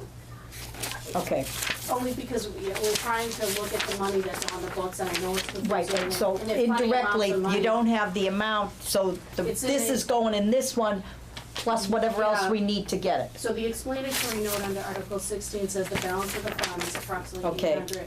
from Article Are being 17. requested. Okay, I believe I did a similar one on the carpeting. okay, I'm just, to me, it just jumped out as we're buying 2 trailers. No, it's for the same trailer. Okay, okay, I see it now. So we did try to put that explanatory note, a reciprocal type of explanatory note under 17 referencing that. Okay. Okay, and then, continuing on, the second part of that is $36,400 for departmental, and once again, that would cover the departmental equipment, the balance for the harbor master patrol boat, a line painter for the highway department, and, new furniture and window treatments for the council on aging, office, and then the protective building, which is the turnout gear for the fire. $32,600 for facility upgrades, and that includes the balance for the carpet here. New hardware for the town hall handicap door. If you remember, we did replace the door. We put the old hardware back on, trying to save some money. We're having a lot of issues trying to secure that door, and sometimes it can take a while to lock. And so it's becoming a problem. And then painting the town hall cupola and trim. One of the members of the finance committee had pointed out that there was, appeared to be some rotting on the cupola area, and some of the selectmen that looked and verified that. And then some related trim around the building. So we would like to be able to fix that so we don't have any leaks. Yeah, it was looking kind of shabby, although I have to look at it. And we don't want any, we just had that done up there, so we don't want any rot or anything to address it with paint. Yeah. Plus, we replaced the windows for the building, and the windows really need to be, Yeah, the window frames really need to be sanded and painted, as well as some of the other trim. just like you do in your house. Yeah. Yes. Routine maintenance that needs to be Yep. done. Article 18 is a water board article, they're transferring their free cash into their stabilization fund. Routine article. Article 19, the water board, and these were all actually in, as part of their budget package, so you had already seen these prior. The 90,000 that they are taking from a article that they've decided they no longer need to utilize. It's the water treatment plant dehumidification system. They've looked at some alternate ways to address humidity in the building. And so they have this article, which would, they want to use, take 90,000 out of that article to use for like cleaning and I think, what we're calling it here. Reconditioning. Reconditioning the wells, which is a way to, I guess, keep the manganese levels down in the water system prior to water treatment. It's actually to make the pumps more efficient. At the moment, the pumps aren't very efficient because they're all clogged with the manganese and the iron bacteria, and so they're just better to clean them than to replace the motors, or burn out the motors, and it also just makes it the whole system more efficient, producing the water. Article 20 is another water article, 22,000 from that same funding source, the dehumidification article of 2016, and that's for the HVAC additional funds to supplement their existing appropriation of 18,000 because there was no, I know Natalie and I helped with the bidding and they weren't getting any bids for that price. It was quite clear. There wasn't sufficient funds to do this HVAC project. Article 21, $20,000, once again coming from that dehumidification appropriation. And this is for the purchase and installation of water treatment plant process pipes, which I think is the alternative to the huge dehumidification project that the water board initially thought they needed, but have looked at different ways to mitigate the humidity in the building. Article 22, this is an article to appropriate $2,500 out of the cable fund, the PEG access cable fund, to cover legal costs. We've been working on the Verizon renewal, and we have Comcast coming up, and this will allow us to charge those direct costs to the cable fund, rather than the town or council fund. Article 23, this is a Community Preservation Committee article, so when we worked on the town meeting warrant a year ago at this time, we were working off estimates on the state match for the CPA, and we don't know exactly how that's gonna turn out, as you know, at this time of year as well. So this article sort of more or less resets that state share, so it came in a little bit higher than anticipated. Article 24 is a CPA article, and this is $9,700 coming from that account to be used by the Conservation Commission to build a boardwalk on their Pingree Farm Conservation Area. And that was something that was identified by the Open Space Committee as a goal, going back to one of the land management plans that were on file in the Conservation Office. Article 25 is an article on the Mahaffey Farm Conservation Restriction. This project goes back to the November 2016 special town meeting, whereby there was a vote to appropriate the $100,000, the town's contribution to that. It was also including authorization for funds anticipated through a state land grant process. Those things didn't work out, and in the meantime, the Greenbelt has been working with the families involved in this property, and they've revised the plan that we originally looked at has changed. And that new plan, there was a presentation a couple weeks ago from Greenbelt on that. Includes a modest parking lot of 4 spaces and a trail. And we do need to revote this article based on both Judy Pickett and Tom Mullen for a variety of reasons, but mostly because the plan has changed, and also that $100,000 appropriation in November of 2016 was tied to the land grant, so we have to kind of unravel that. The money's been always on the books and set aside, so it's not new CPA money. It's been held in this reserve account waiting to be used. Debbie, I have a question about the explanatory note on that Sure. one. Says that the last sentence of the note says the proposed funding comes from an existing funding source that can only be used for open space preservation. That's not correct, is it? It could be, I mean, theoretically, it could be used for historic or recreation or affordable Yes. housing, so. I think, I did have the Greenbelt, people wanted to look at this, and I can check and see if that was a recommended change from them and go back on it, but certainly, I think there was trying to be an emphasis that this money wasn't coming from anything new or taking away from anything else. But you're right. Yeah, the community preservation funds are. It is coming from an existing funding Right. source. Are not So only I used just for write that. open space. Huh? They're not just for. Yeah, right. Yeah, I'm not sure where that came from, but why don't, if we could just, I'll just say it comes from an existing funding source, period. You just put down existing Yeah. CPA funding Yeah. source, Right. An existing CPA funding source. and leave out the last part of it. Sure, That should cover it. okay.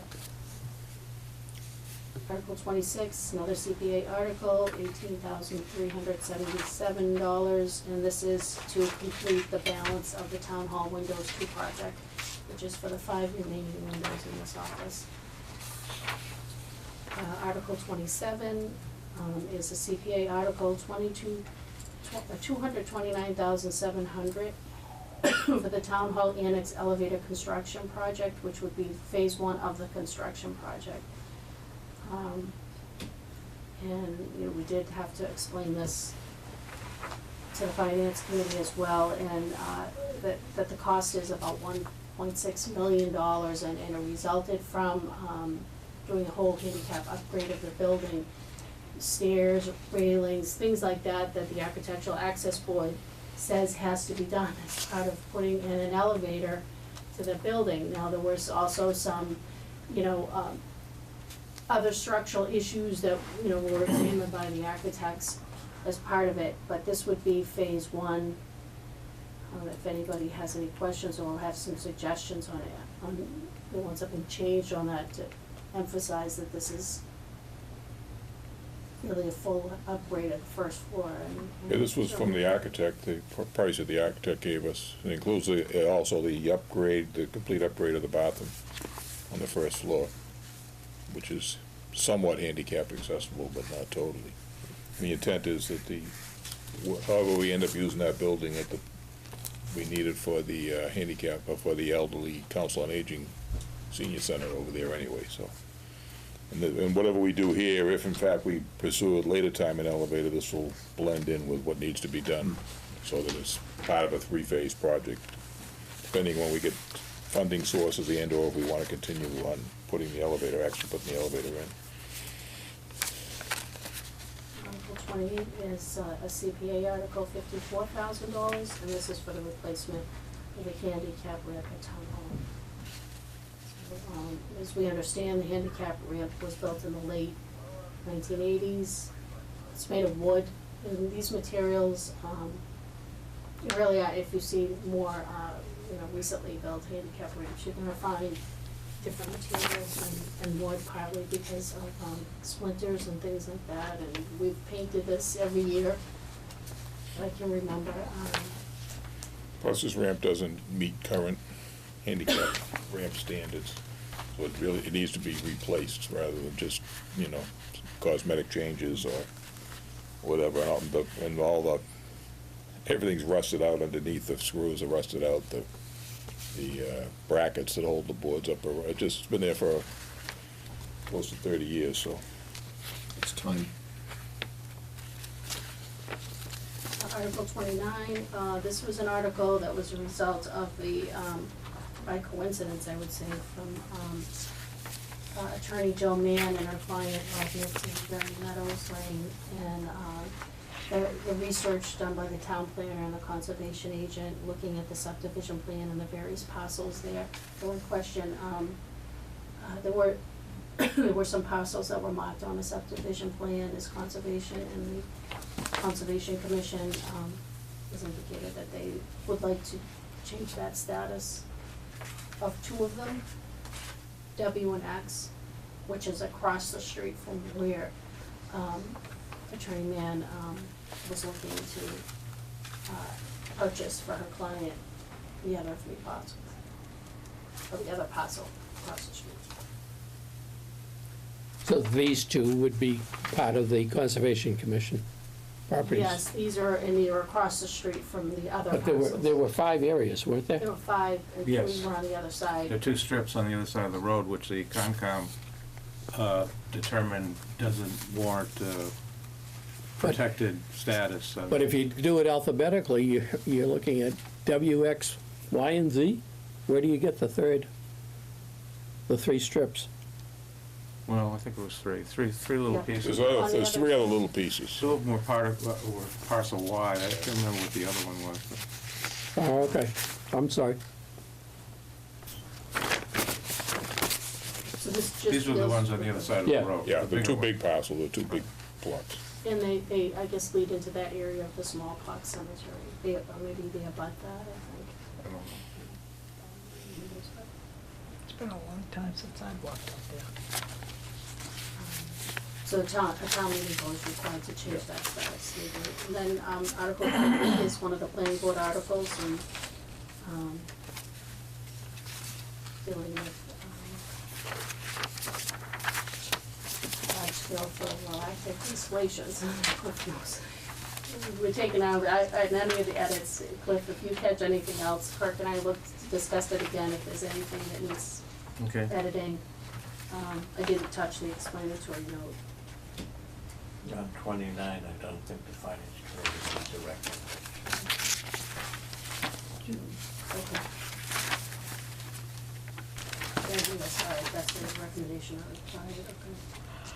And Article 31 deals with the zoning bylaw that's necessary, because the town voted to approve a statewide referendum for recreational marijuana sales in the town. So if you do not have this zoning bylaw, essentially, it's wide open to any area of town, so there can be, this will regulate that industry, whether it's for retail, cultivation, testing. So the retail version is the gentleman that we hear from Nature's Remedy said that they're just looking just for retails, just for sales of the product, the end product. That would be in the retail. And then, testing and cultivation would be considered a business-like industry, function under the town zoning bylaws. And then once again, these zoning bylaws will, tighten up the control on that, and essential if they're not passed. It does require 2/3 vote, and they can go anywhere in town. So I think that's very important to communicate that message. Yeah. It's because the town accepted it, and that's what the state is saying. They are allowed by virtue of that statewide vote. The next article is, was the board previously discussed the sales tax, and there was a question on the percentage amount, and we did go back, and Tom Mullen did confirm with the later passage of the law, it's 3%. Right, that's the maximum. Yes. We could do 1, 2, or 3. So that but vote we're will doing- allow. Well, if you look at Tom's language in that email, his latest email on that, he's actually saying that it should say 3%, not Exceed. not exceed 3%. The same shall not exceed 3%. That's not actually Tom's suggested language. In other words, why don't we just say it shall be 3% of the total sales? Right. Yeah. I think it was the form of, the article is following the form of local option, I believe. But I did bring that back to him. And he did okay it, so I, Yeah, but when you look at what I mean, his email was a little bit confusing, which is very rare for something he does, but it does say, the language he suggests says at 3% or words to that effect, so Okay. I mean, Well, let me go This back. article sets the amount, which we say is 3%. 3%. Which we're Yeah, recommending. so it shall be. why not get So it? that they can't come back Yeah. later and say, well, you want to do 2, well, Yeah, right. Yeah. we can change our minds and only do, Yeah. I'd rather see it be 3%. Yeah, shall be Shall be 3%, 3%. not exceed. I know, because, chapter 64 and section 3, and this was the one that had the 2%, which has since changed, you looked it up. Any city or town may impose a local sales tax upon the sale or transfer of marijuana or marijuana products by a marijuana retail operator within the city or town to anyone other than a marijuana establishment at a rate not greater than 2% of the total sales price received by the marijuana retailer as a consideration. Right, so our bylaw should specify what we want, Might as well that we decide want it now, 3%. Yeah. Yeah, Okay, Shall be 3%. so let me, The state law gives you the option to Yeah. play around with it. shall we, and I'll send that back for him to come. Yeah, I mean, I think it's just something that he, in copying the state law, it just, we just want to make it 3%. Okay, yep. Now, are all the zonings 2/3? Zoning is, but this particular article is not. Not. So you'll Yeah. specify which ones are 2/3? Yes, I Okay. believe, if we didn't have them in there, I'll make sure I they. only saw one, I Yeah, no, think, that you're said right, that. You're right, I'm Just- sorry. So it's article, it's 30, That's what I thought, I'm sorry, 30, 31, and 33. 30, 31, and 33 are 2/3. 2/3, and Okay. I will put that right at the beginning. of All right. next one. Yep. And then the last article is, Excuse me, 32, Finance Committee, recommendation not required. You don't want that other 3%? okay. It'll go up in smoke. And the last zoning article is housekeeping, we're trying to catch up with the change in the new law in Massachusetts. So the distinguishment of just, it had to be a non-profit, but the State Department of Public Health said the medical marijuana because a lot of them are gonna be blended now.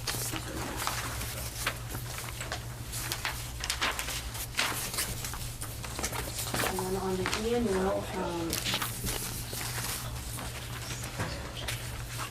Before we jump to this special town meeting, 30 some odd articles, we had a discussion at home today, and I think this is gonna end up being 2 nights. I don't know. I know, that's how I feel. That's how I feel. They're all routine, though.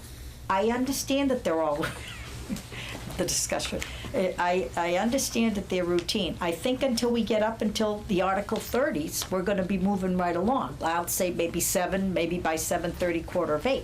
But I think with the solar panels and the marijuana stuff, Well, depending on your reputation to move this along. remember you have to go home with me tonight. Well, the marijuana question, the ones we had before go to town meeting, never generated any No, kind they of didn't. controversy. I so- think we're going to maybe with never the, know. you don't know. Right. That, I would love, believe me, I want one night. So, I think with everything. I think, Joan, if we, if we explain the article Yeah, and do what we've done other years, It should have a move meeting along. upstairs, invite the public, air all those problems in the warrant and go through them and talk them over. And that really does a lot to move town meeting. I agree. I just was looking at what the last Yeah. 4 or 5 articles were on and not knowing the tenor of what's going on, we could get bogged down. So believe me, I will keep it moving as, No, Let me just add that Article 30 of the. annual or the I'm special? looking at the wrong one. I was gonna say the photovoltaic would keep people there to the end, but Which one? I'm looking at the wrong time. Oh. That's only my concern. I do not want 2 nights, especially where it's so much of an inconvenience of resetting it all up again and everything, and getting Well- people down to the back of the school. I mean, it's a one-year, one-shot deal. Let's, hopefully we get it done in one night. All we can do is move it along. That's We'll all. move it along the best we can. Yeah. And actually, the special town meeting warrant has more Articles than the articles regular. than what and the Yeah. regular is basically the boilerplate to run the town, which really, other That- than maybe a discussion about the schools, I looked at should that. move right along, I would think. I looked at it, that it's almost down to like Article 18 or somewhere around there, and we're done with 23 articles before you get any questions at the regular town meeting. So Yeah. let's hope that this is done by 8:30, Or whatever, but and we got another hour and a half to work on this one. it's up to you. I know it's up to me. But I think, if we go up the week before, and go upstairs and sit there, really spell it out, And I think that has to be specified too, because I think without it being televised this year, people really want to see and understand all of this, see how many we can get more upstairs than just the people doing their own, the water department or the light of everybody. For the next couple of weeks, let's Push it. Let's advertise it to get people in to, to have their opinions. Yeah, we only have one more meeting before the meeting on the 23rd. That's right, because the Yeah, 16th we'll is do a the best we holiday. can, is all. Right. Yeah. All we can do is put it out there, and who shows up, but Well, we'll just, We'll make the Well, we won't sit- recommendation tonight. we got no We'll make heat the up there, so we won't recommendation sit up next there too Monday long. night. That's true. Okay. All right, so I just wanted to throw that out there. I'm hoping not for 2 nights. No, we'll try not to. And the annual, Article 3 is the article to set the salary of elected officials. And once again, we do have a line for the shellfish commissioners this year. Article 4 is the budget article, so you have, we haven't dropped this in yet, but you do have a copy of the budget. So essentially now, it's been reviewed by the finance committee, each line, they have made recommendations on every line. One line that they are recommending that is different from the question is the threat assessment, and that's on line 99.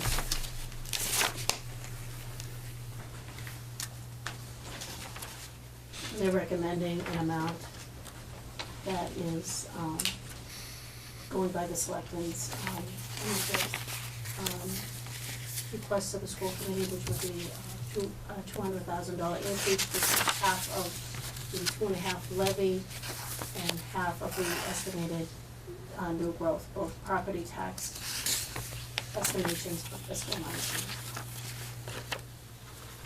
So now that we do have that difference between what is requested and what is being recommended, Article 5 is an article we discussed last week about having an ability,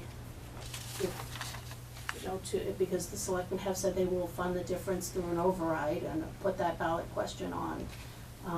This article will, in advance, set any, should the override pass the following week, appropriate those funds for the purpose requested, which is to fund the Triton assessment as requested. This is a general operational override, so it's a permanent override. It's not unlike a debt exclusion, which is you pay off the debt amount for 20 years and then it goes away, or a capital exclusion, which is a one-time override for a special capital project. This will be a general operational override. And we looked back and we've done this in 2007, I believe. 7. I believe, 590,000. So it's been about just over 10 years. Any questions on that? The finance committee did discuss it at their meeting last week. This is Article 5. So they're probably going to be resuming a discussion, or they'll have to make a recommendation from the floor if, on this article. So line 99 will have 200,000 more into it, or no? Or you says the school line is line 99 on the general budget? Already No, has. it already has the Already built it. 200,000, okay. All right, so that's going to be one of the ones that you'll hear a hold most likely on 99. So as long as the people understand that the next article is going to be addressing.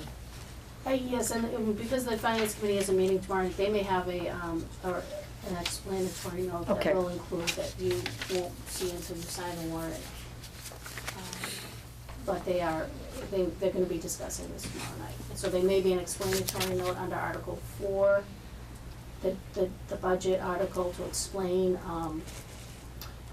why they're making that recommendation, and knowing that in Article 5, should the people that are looking for these increases, should that override pass, we don't need to reconvene a town meeting to appropriate that money, so you've raised the levy, but you haven't appropriated the money yet, if this works out. So that article will take care of that piece of it, should it pass. If it doesn't pass, then it doesn't appropriate anything. Article 6 is the water budget.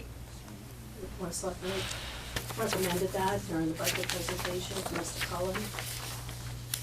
Article 7 is the transfer from the enterprise fund to the town fund. The amount of $149,322.11. We have the informational table, which breaks out the revenue piece of that enterprise fund.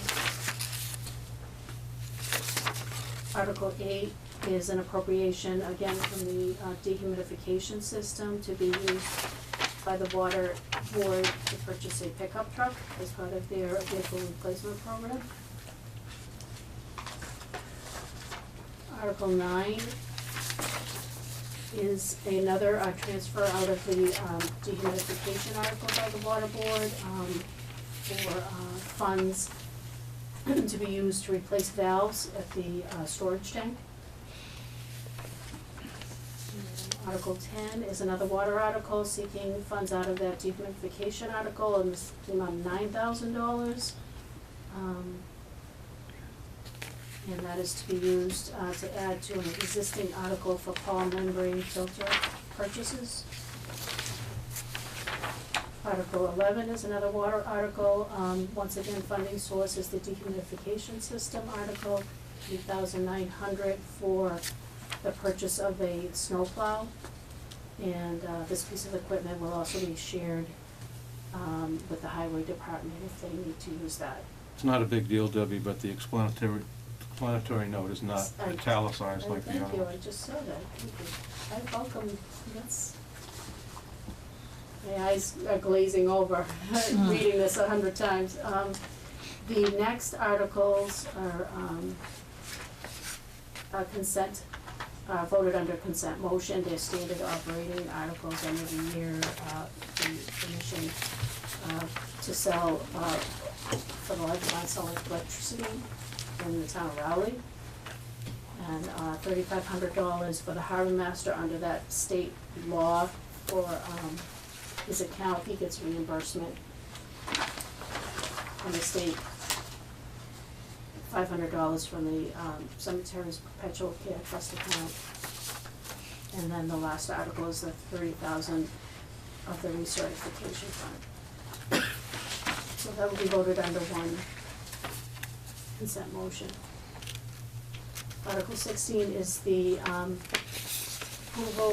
for the renewal of our revolving accounts. So they need an annual authorization, even though last year we created a bylaw to authorize them, but they still need to be renewed by town meeting. Article 17 is the an appropriation. Now we have to do that out of the cable fund. So this is the revenue from the Verizon and Comcast customers pay in. They pay it, respective cable carriers, a bill, and a portion of that goes back through these license agreements with these companies, with the town. And so these funds are $71,500 for wages and $40,000 for expenses to operate RCM. Article 18 is an annual article put forward by the Health Department, and this is to transfer an appropriate sum of $63,439 from the Water Pollution Abatement Trust Septic Loan Program to pay that debt service down on that program. Article 19 is the annual CPA appropriation.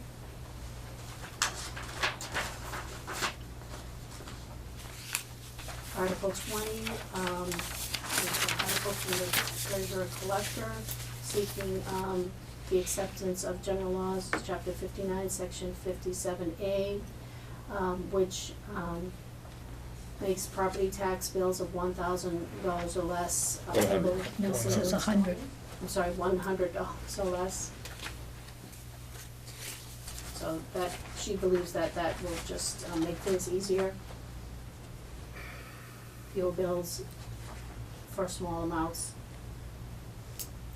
Article 21, this is the article that would allow the town to establish that room occupancy excise tax. You know, we have a hotel that will be coming online sometime in the fall, and this is another revenue source. This is 6%. Article 22 is a similar article to accept General Law 64L, Section 2, to establish a local options meal excise tax.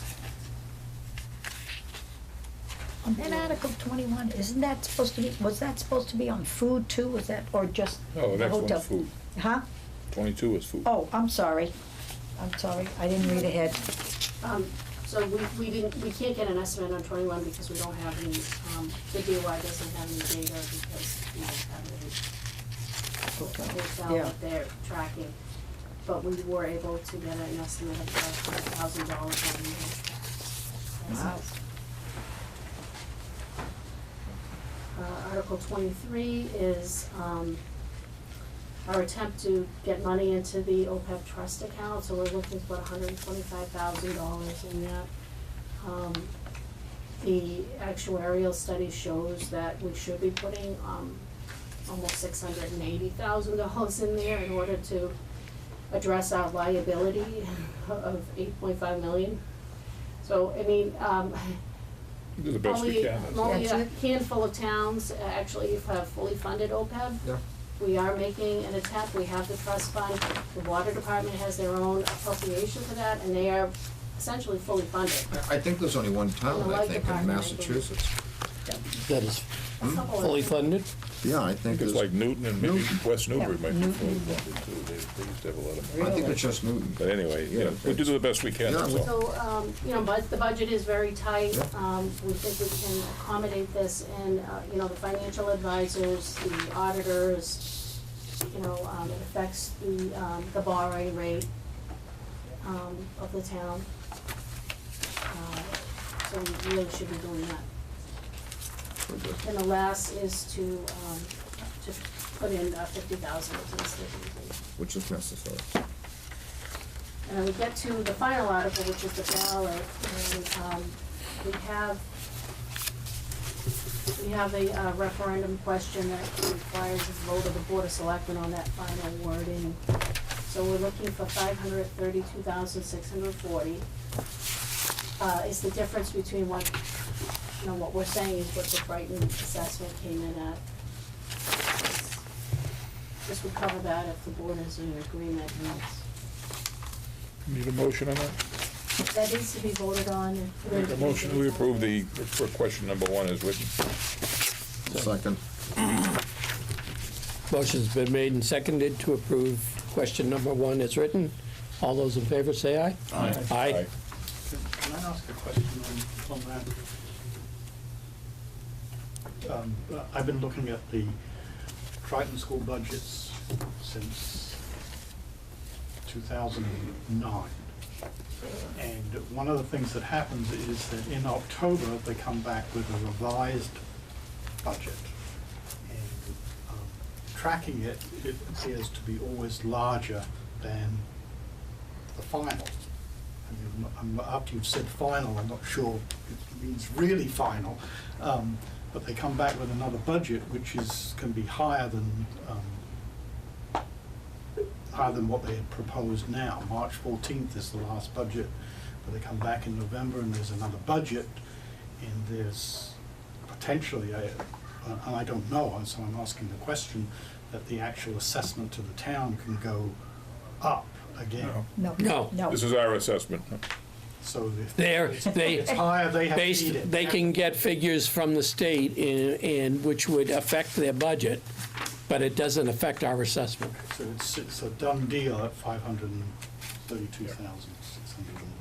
To make it whole to what they originally requested. Right. They might get state aid, but it's like us, so the cherry sheet, they may get state aid that's a little bit higher, a little bit lower. They basically, they always agree to, if it's lower, they'll eat it. If it's higher, they can put some of that money into their budget, but our assessments stay the same. It's because I believe, unless it's changed, that the October 1, they get the enrollment for the state. It does it a year, but that's a year behind. It's a year behind, but that kind of gives them an idea of where they sit with everything. Thank you. I'm looking at the regular town meeting, except for maybe some question on the school. I think that It should go along. it should go along. Could be a big exception, though. Hey, do it best we can. that's all. It is, and, You never know. and you know, it is what it is, and, Right. we'll see what the turnout is, and, hopefully we get our quorum and we move things along. Well, it'd be good if everybody gets there for 7 o'clock and we get started right at 7. Absolutely. That's the key. We That's have the to wait key. till 7:30, 7:45, then we start running the door. What was that again, Dave? We need everybody right there, Get there early. 7 o'clock. Okay? Looks good. Announcements. White goods / light metals household recycling event for Raleigh residents on Saturday, April 28th, 2018, from 8:30 a.m. to 11:30 a.m. at the Highway Department, 40 Independence Street. For more information, check out the town's website at www.townofraleigh.net or call the Health Department at 948-2231. The Friends of the Council on Aging is sponsoring a shoe drive during the month of April at the Town Hall Annex, 39 Central Street.